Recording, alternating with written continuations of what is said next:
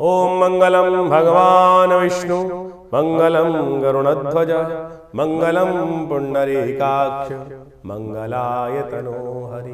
गुरुर्ब्रह्मा गुरुर्विष्णु गुरुर्देवो महेश्वरा गुरुर् साक्षात् परब्रह्म तस्मै श्री गुरुवे नमः। नमस्कार, स्वागत है आपका आचार्य वाणी में। मैं आचार्य डॉक्टर विक्रमादित्य आपके साथ हूँ और मेष राशि वालों के लिए मार्च का आरंभ काल ग्रह नक्षत्रों का किस प्रकार का योग बना रहा है ये आपको समझना चाहिए।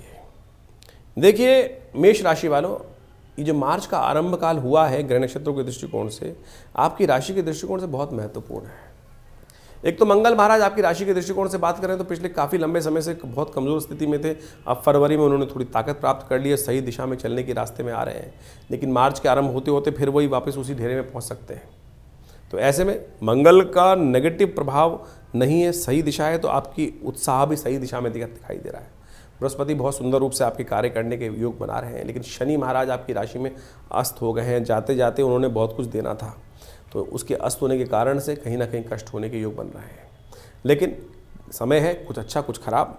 शुक्र ने उच्च होकर आपकी राशि में राजयोग बनाने का रास्ते बना दी है, तो ऐसे में इस समय है सही दिशा में सोचकर तुरंत लाभ उठाने का।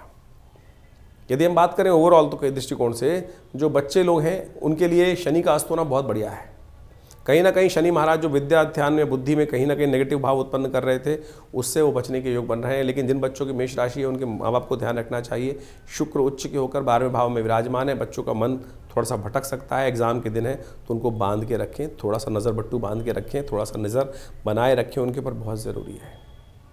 जिनके मुकदमे चल रहे हैं, जिन लोगों के कॉन्फ्लिक्ट कहीं ना कहीं चल रहे हैं, तो इन दिनों ग्रह नक्षत्र ऐसे हैं कि जो आपके फेवर में समय आता दिखाई दे रहा है वो नहीं है। वो कहीं ना कहीं आपके जो स्थिति है वो आपको बाहर निकाला जा सकता है, नुकसान हो सकता है आपके लिए। तो उसमें थोड़ा सा आपको जुगाड़ अप्रोच तुरंत सही से करने की ज़रूरत है। सही दिशा में कहीं ना कहीं थोड़ी गलती भारी पड़ सकती है, तो ऐसे में ध्यान रखने की ज़रूरत है। जो व्यवसाय में है, व्यवसाय के लिए दिन सामान्य दिखाई देता है। कहीं ना कहीं कोई बड़ा आदमी व्यक्ति आपके संपर्क में आ सकता है, लाभ मिलने के योग बनते दिखाई दे रहे हैं। साथ साथ जो लोग नौकरी पेशा में हैं उनके लिए खासतौर पे कुछ ना कुछ बड़े अवसर सपोर्ट करने की तरफ जा सकते हैं। लेकिन जो लोग काम कर रहे हैं, मेहनत कर रहे हैं, उनको थोड़ा ध्यान रखने की ज़रूरत है। आपके क्रेडिट को, आपके बने हुए कार्य को कोई और कह सकता है कि ये मैंने किया है। यानी ऐसी स्थितियाँ जो है अच्छी बड़ी धूप छाँव ज़िंदगी चलती है। सिलसिलेवार तरीके से समझें इन चीज़ों को ठीक करने के लिए कौन से उपाय करने चाहिए। ये तो प्रभाव है, इसका निदान क्या है वो भी ज्योतिष के अंदर कहीं छोड़ा नहीं गया है। हर रोज़ के हिसाब से बहुत सारे उत्सव हैं। समझिए 1 तारीख की हम बात करें, 1 मार्च को शनिवार का अवसर है, द्वितीया तिथि है, फुलेरा दूज है, अनसूच साया है, संवत का आखिरी अनसूच साया है जिसको कहा जाता है फुलेरा दूज। विवाह, नया घर आरंभ करना भी इस मुहूर्त में देखा जाता है, लेकिन फिर भी पंचांग देखना चाहिए, शुद्धि करनी चाहिए। आपके नाम के हिसाब से कौन सा मुहूर्त बन रहा है उसका उपयोग करना चाहिए। लेकिन शुद्ध मुहूर्त है, कोई भी कार्य आरंभ करने के लिए इसका उपयोग कर सकते हैं। ग्रह नक्षत्रों के दृष्टिकोण से दिन थोड़ा हल्का दिखाई देता है। अननेसेसरी खर्चे बढ़ते दिखाई दे रहे हैं, वो खर्चे थोड़े परेशान कर सकते हैं। आने वाले 2 दिन खासतौर पर खर्चों का ध्यान रखते हुए कार्य करने की ज़रूरत है। अननेसेसरी स्वास्थ्य का ध्यान रखते हुए ज़रूरत है। जुर्माना हो सकता है, चालान कट सकता है, ध्यान रखिएगा मेष राशि वालों। ऐसे में शनि जो बुध हैं वो शनि की राशि में जा रहे हैं, ये थोड़ा सा और कष्टकारी है। बुध जो है वैसे ही आपके लिए थोड़े से इस वक्त थोड़े से कमज़ोर अवस्था में चल रहे हैं, 12वें भाव में चल रहे हैं, वो कहीं ना कहीं जुर्माना करा रहे हैं। थोड़ा ध्यान रखें, बुद्धि का उपयोग करें। थोड़ा सा हल्दी विशेष तौर पर हो सके तो दही से भगवान का अभिषेक करने का प्रयास करें शंकर जी का, ये आपके लिए अच्छा उपाय होगा। शंकर जी की कृपा से आपके ग्रह अनुकूल हो सकते हैं।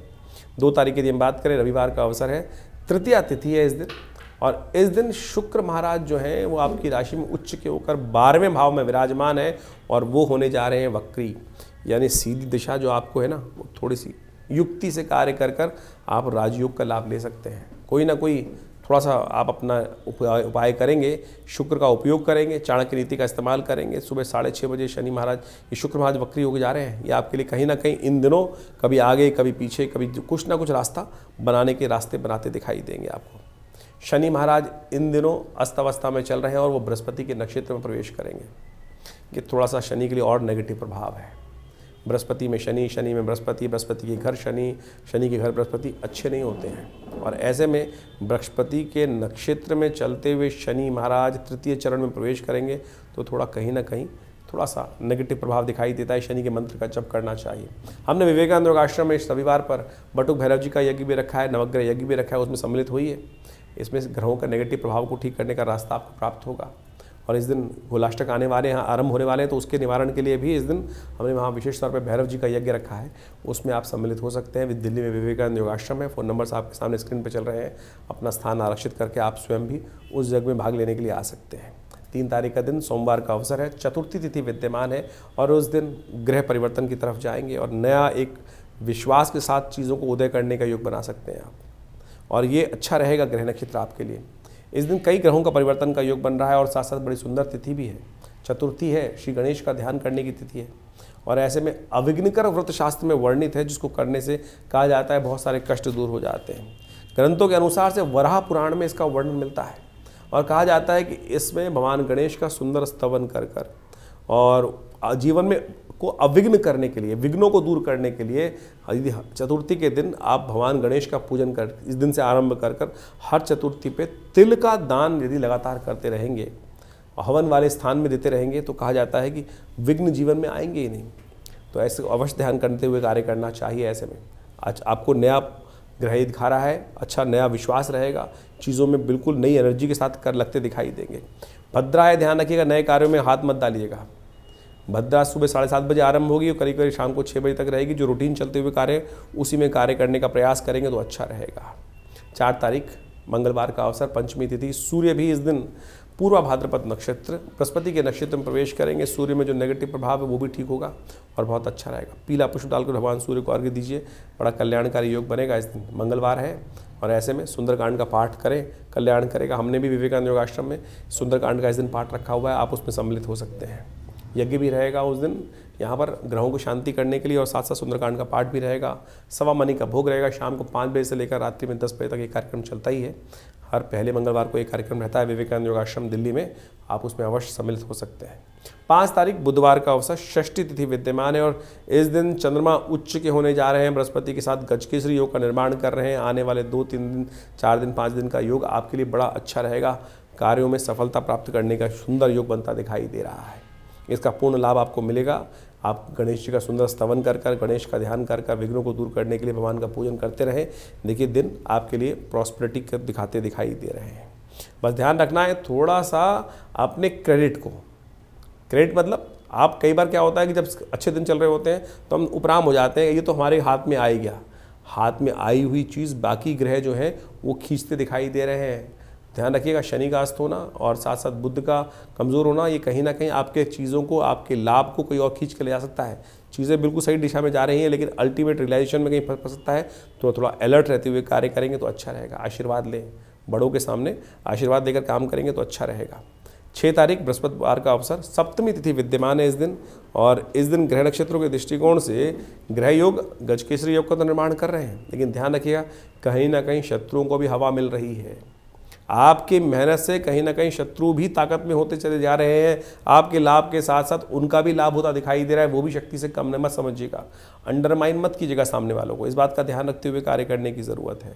तो आप ध्यान रखते हुए कार्य करेंगे तो अच्छा रहेगा।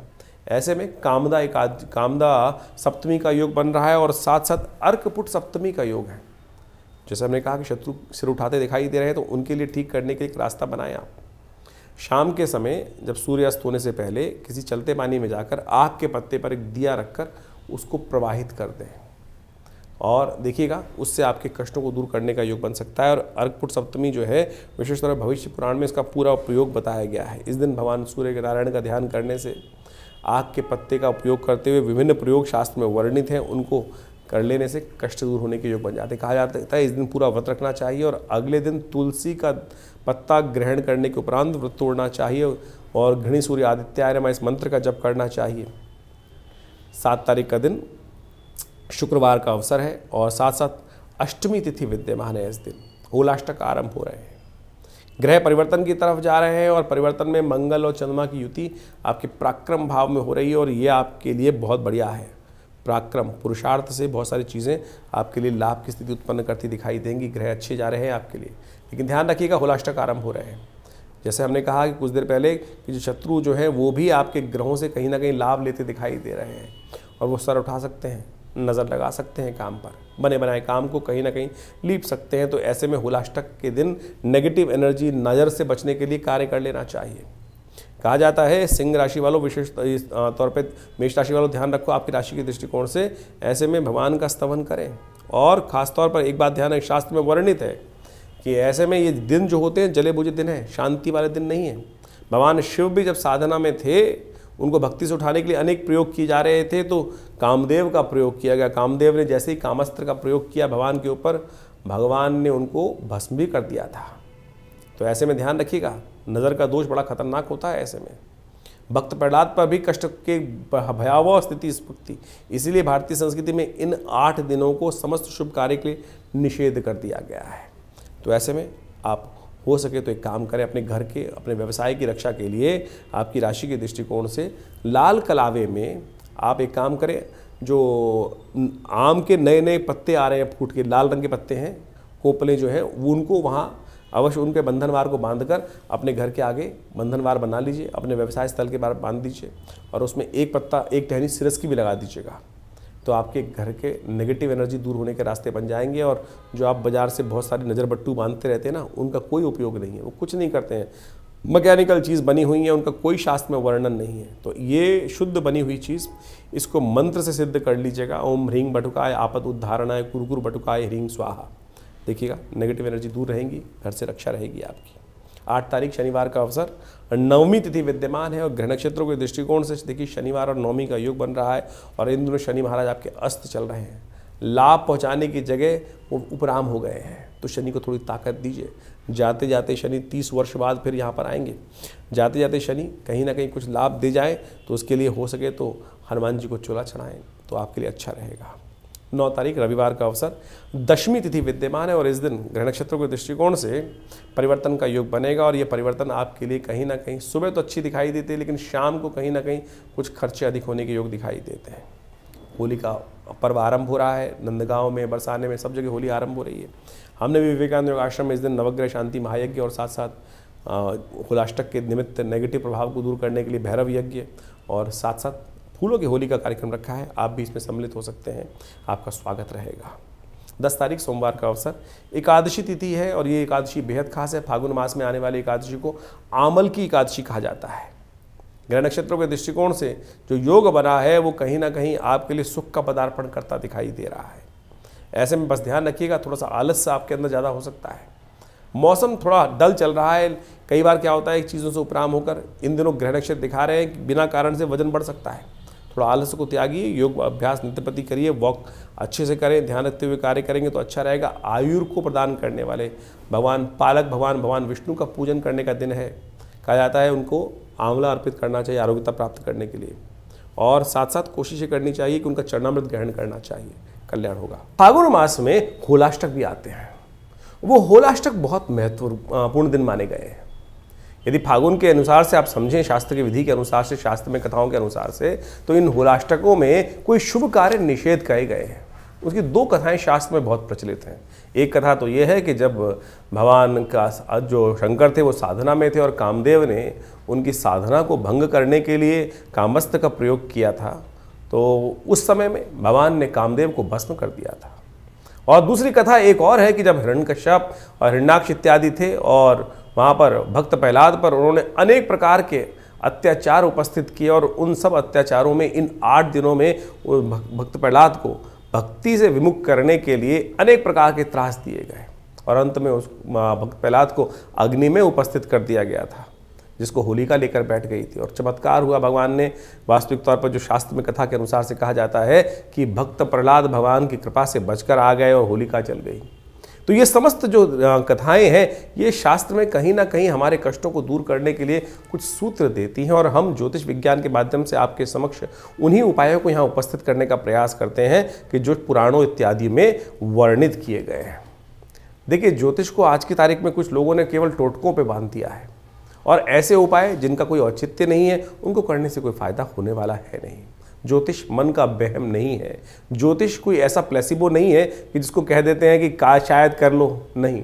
ज्योतिष में जो प्रमाण हैं वो पुराण इत्यादि में बहुत सुंदर तरीके से वर्णित किए गए हैं। कलिकाल में ये हमारा इतिहास है, जो पुराण में कथाएं हैं ये हमारा इतिहास है, ये शास्त्रों में ऋषियों का अनुभव है जो उन्होंने उन कथाओं के माध्यम से वहाँ वर्णित किया है, और उसी के हिसाब से पंचांग का निर्माण किया जाता है, उन तिथियों का निर्माण किया जाता है, उन तिथि में जो उत्सव बताए जाते हैं वो सब के सब वहाँ वर्णित हैं।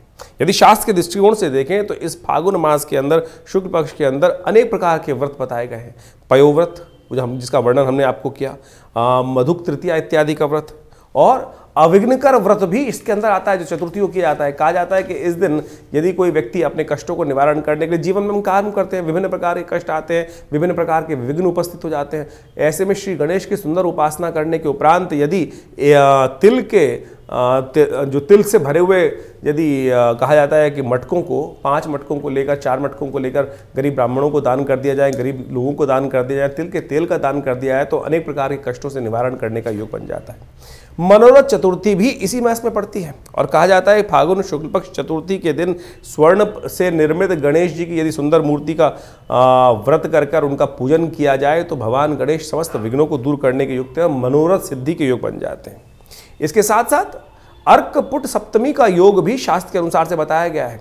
अर्कपुट सप्तमी के दिन कहा जाता है कि स्नान के पश्चात भगवान सूर्य का सुंदर रूप से ध्यान कर उनको अर्घ इत्यादि देकर और व्रत कर या अगर एक दिन पहले व्रत कर यदि भगवान सूर्य को अर्घ दें तो सूर्य संबंधित समस्त समस्याओं को दूर करने के अनेक रास्ते आपके जीवन में बन जाते हैं। सूर्य कीर्ति के मालिक हैं और हर महीने सूर्य की संक्रांति होती है, तो उन सब में यदि विधि विधान के अनुसार से हम समय समय पर आपको उपाय बताते हैं, उनको करेंगे तो बहुत सुंदर रूप से कष्टों को निवारण करने का योग आप अपना अवश्य बनता है।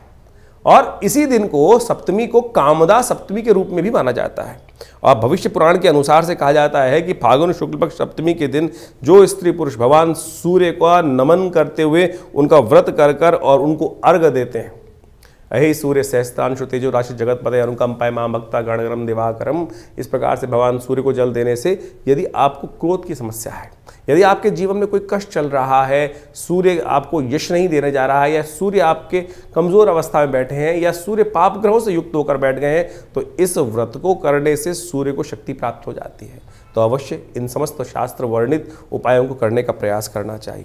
और विभिन्न पुराणों इत्यादि में जिस प्रकार का वर्णन किया गया वो हम समय बताते हैं। और एक सबसे बड़ा त्यौहार और भी आता है, भगवान जिसको कहा जाता है कि अभी हमने हुलाष्टक के बारे में आपको वर्णित किया ही किया है। उसके बाद पूर्णिमा के दिन चंद्रदेव का जन्मदिन माना जाता है। कहा जाता है कि चंद्र दोष जिनकी कुंडली में लगा हुआ हो या किमुद्रम योग कुंडली में लगा हुआ हो, तो इस दिन भगवान चंद्रदेव की सुंदर उपासना करने से अनेक कष्टों को दूर करने का योग बन जाता है। जो चंद्रव्रत का वर्णन होगा वो अगले एपिसोड में हम आपको बताने वाले हैं, जब बीच में जो वर्णन आएगा, क्योंकि इस दौरान जो ग्रहों का योग पड़ रहा है वो हमने आपके समक्ष उपस्थित किया। तो आपको इन सब चीज़ों को सत्य रूप में समझने का प्रयास करना चाहिए। ये हमने इस कार्यक्रम के माध्यम से जो भी चीज़ें पंचांग के अनुसार से आपके समक्ष रखने का प्रयास किया है। कई लोग तथाकथित तौर पर ये बात को भ्रांति समझते हैं कि भैया ये उपाय से कुछ नहीं होने वाला। अरे शास्त्र में जो उदाहरण है उनको करके उन्होंने जो कथाएं बताई गई हैं उन सबके जीवन में कष्ट को दूर करने का मार्ग बना के नहीं बना। आपका विश्वास चाहिए, आपकी श्रद्धा चाहिए, और श्रद्धा से कष्ट निवारण करने का योग अच्छा बन जाता है। एक बात और समझें, वास्तविक तौर पर ऐसा कोई भी कष्ट नहीं है जो आज आया है पहले ना आया हो। ये संसार अविरल क्रम से चलता आया है।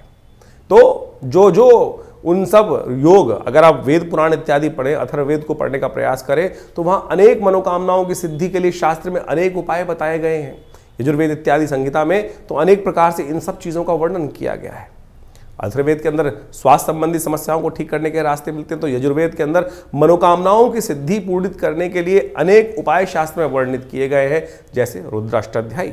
रुद्राष्टाध्यायी के अंदर विभिन्न मंत्र हैं। विभिन्न मनोकामनाओं की पूर्ति के लिए भगवान शंकर से प्रार्थना की जाती है, और सत्य माने भगवान की प्रार्थना से वो समस्त कष्टों का निवारण करके योग बन भी जाते हैं। तो इसलिए अपने मन की शंकाओं को दूर करें। लोग होंगे बहुत सारे जो आपके मन में शंकाएं उत्पन्न करने का प्रयास करते हैं। बहुत सारे इस संसार में भांति भांति के लोग हैं, 5 उंगलियां बराबर नहीं होती। तो कोशिश ये करें कि संसार में जो आपको उत्साहित करने का प्रयास करें, सत्य मार्ग में डालने का प्रयास करें, उनका अनुसरण करने का प्रयास करें। एक पुरानी कहावत है उन लोगों के बीच में ना रहें जो आपको हतोत्साहित करते हों, जो आपके धर्म पे आक्षेप करने का प्रयास करते हों, जो आपको पदभ्रष्ट करने का प्रयास करते हों। सत्य राह पर चलने, धर्म का पालन करना शास्त्र का एक नियम है, और जो धर्म के साथ चलते हैं, धर्म के वर्णित नियमों के अनुसार से चलते हैं, धर्म में वर्णित परंपराओं का निर्वाह करते हैं, धर्म स्वयं उनकी रक्षा करता है। ये शास्त्र में अद्भुत रूप से वर्णित किया गया है। ज्योतिष बिल्कुल सनातन की एक सुंदर परंपरा है, और धर्म से विमुख होकर ज्योतिष का कोई जो निदान पार्ट है उसका तो कोई लाभ मिलेगा ही नहीं है। तो इसलिए निदान चाहते हैं तो अपने आप को सरल करने का प्रयास करें। हमने समस्त कार्यक्रम के माध्यम से आपके समक्ष पूरा जो वर्णन था ग्रहों का, इस समय का, उसके समक्ष आपको वर्णित किया है, और आशा करते हैं कि प्रयास जो आप करेंगे सही दिशा में, जो उपाय, सरलतम उपाय हमने आपके समक्ष रखे हैं, और उन सबको कर आप अपने कष्टों का निवारण भी कर सकते हैं बिल्कुल। और हम रविवार को विवेकानंद योग आश्रम में एक बड़ा कार्यक्रम अब आरंभ करने का हमने सुंदर प्रयास किया है। महीने के हर पहले रविवार को हम यहाँ पर आश्रम में सुंदर जन्मपत्रियों का, जो बहुत सारे लोगों के समस्याएं जीवन में होती हैं, वो कष्ट निवारण चाहते हैं, लेकिन जो आश्रम की जो फीस इत्यादि है वो देने में बहुत सारी समस्याएं लोगों के साथ होती है। तो हमने महीने के पहले रविवार के दिन सुबह 8 बजे से लेकर करीब 11 बजे तक एक कार्यक्रम रख दिया है। उसमें आप जो भी आना चाहें आश्रम पे आना पड़ेगा, फ़ोन पे बात नहीं हो पाएगी, और वहाँ आश्रम पर आकर अपने प्रश्नों का समाधान निःशुल्क रूप में जान सकते हैं। बिल्कुल कोई फीस नहीं रखी जाएगी रविवार वाले कार्यक्रम में। सुबह 8 बजे से लेकर पहले रविवार के दिन, हर महीने के पहले रविवार के दिन करीब सुबह 8 बजे से लेकर 11 बजे तक एक कार्यक्रम रहेगा। यज्ञ भी होगा उसमें अंदर, और आपके प्रश्नों का समाधान देने की सुंदर व्यवस्था आश्रम की तरफ से रख दी गई है। दिल्ली में विवेकानंद योगाश्रम जमुना पार्क लक्ष्मी नगर में स्थित है। फ़ोन नंबर्स आपके सामने स्क्रीन पर चल रहे हैं। आप जो भी अपनी प्रश्न हो उनको व्हाट्सएप के माध्यम से भी भेज सकते हैं, और पर्सनली रविवार के दिन आकर उनका निदान भी जान सकते हैं। धन्यवाद, नमस्कार।